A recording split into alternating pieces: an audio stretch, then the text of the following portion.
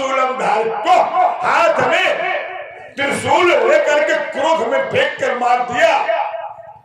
तो तोते ने सोचा प्राण हमारे चले जाएंगे। तो बताओ कितनी कथा सुनी? थोड़ी। 35,000 वर्ष बीत गए और सुन रहा था। भोले जान गए तो अपना त्रिशूल फेंक के मार दिए। पूरी कथा नहीं सुनी और वो तोते का बच्चा तीनों लोकों में भ्रमण किया, पर उसकी रक्षा करने वाला कोई नहीं मिला। व्यास की पत्नी भगवान सूर्य को जल दे रही थी। ओम सूर्याय नमः, ओम सूर्याय नमः। और जो मुंह फैला तो तब से मुंह में घुस के पेट में चले गए। बोलो सुखदेव गुरु महाराज की। अच्छा लग रहा है?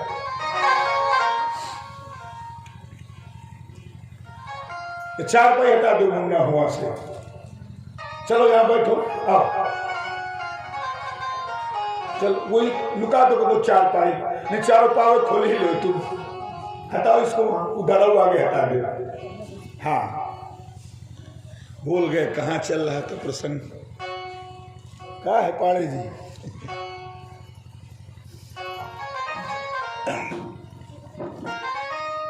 फिर भूल गए कहाँ चल रहा था प्रसंग।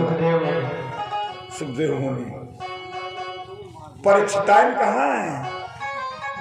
अच्छा आ रहे हैं। परीक्षित यहां सब बैठे, पर दूसरे चित्त जो मन चित्त से कथा सुनता है वही परीक्षित होता है।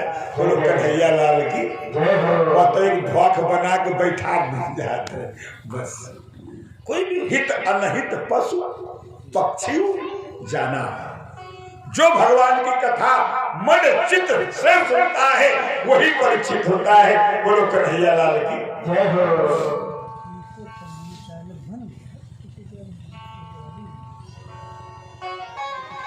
और भगते भगते व्यास जी की पत्नी भगवान सूर्य को जल दे रही थी, तो जब कहीं जगह नहीं मिली तो मुंह में प्रवेश करके गर्भ में चले गए।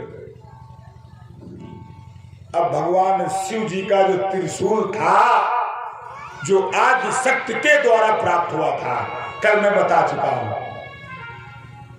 भगवान शंकर को त्रिशूल, डमरू, चंद्रमा और सर्प ये माता आदि शक्ति के द्वारा प्राप्त हुए थे। मैं कल कथा सुना चुका हूं। बोलो शंकर भगवान की। अब देखिए, अब त्रिशूल वही खड़ा रहा। 1 दिन 2 दिन नहीं, 12 वर्षों तक इंतजार किया। 12 वर्ष तक वो सुख का बच्चा व्यास की पत्नी के छिपा रहा। अब किसी गर्भ को नष्ट करना बहुत बड़ा पाप होता है, तो गर्भ कैसे त्रिशूल नष्ट करता है? अंत में इतना डर गए थे, वो डर गया वो तोते का बच्चा। 12 वर्षों में जब सुखदेव मुनि का जन्म हुआ तो वो ब्रह्म को प्राप्त कर चुका था। त्रिशूल को वापस कैलाश पर्वत शंकर जी के पास जाना पड़ा और 12 वर्षों में सुखदेव मुनि का जन्म हुआ और इनका नाड़ा नहीं काटा गया। नाड़ा नहीं काटा गया और अपनी मां को गुरुमंत्र दिया। कौन? सुखदेव मुनि। और मोह भंग किया, अपना नाड़ा लेकर के जंगल चले गए। वो सुखदेव मुनि हैं जो व्यास गद्दी पर बैठ करके कथा सुनाएंगे राजा परीक्षित को।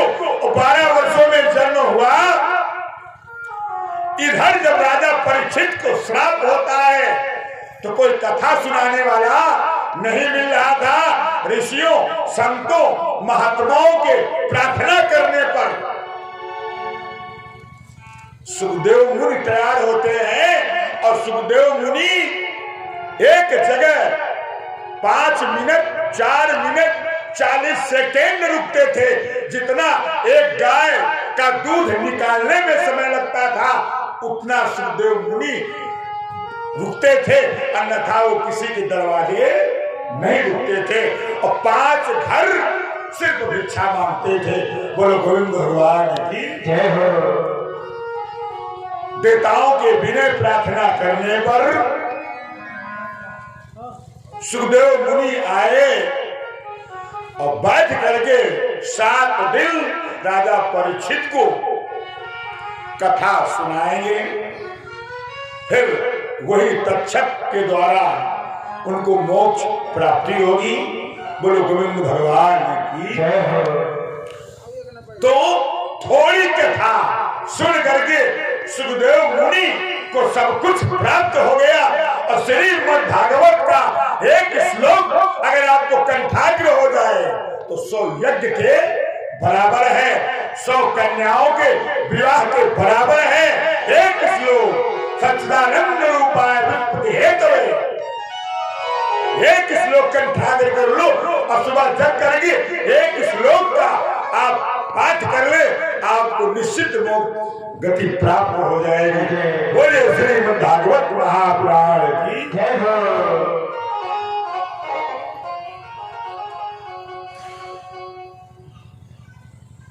पूरा प्रेशर ठीक है, उनके द्वारे बैठे भाई, ठीक है, हमारो कबो समय है कि नहीं। जब आदि शक्ति ने सूर्य को जन्म दिया था, आइए चलो ये भी थोड़ी प्रसंग हो जाए। भाई पहले कुछ नहीं था, ना आकार था, ना निराकार था, ना सूर्य था, ना चंद्र था। सूर्य की पत्नी का नाम है मांडवी। क्या नाम है? मांडवी। महाभारत में भीष्म पर्व में तीसरे स्कंद की कथा है। आइए इसकी भी थोड़ी हम चर्चा कर लेते हैं। ये जो कुश पहनते हो ना, कुश पैती जिंदा भी तारती है और शादी ब्याह पहन लिया जाता है। कोई भी क्यों पवित्र क्यों होता है? गलत कथा लगा दी है। समय लगेगा, सुनाते हैं।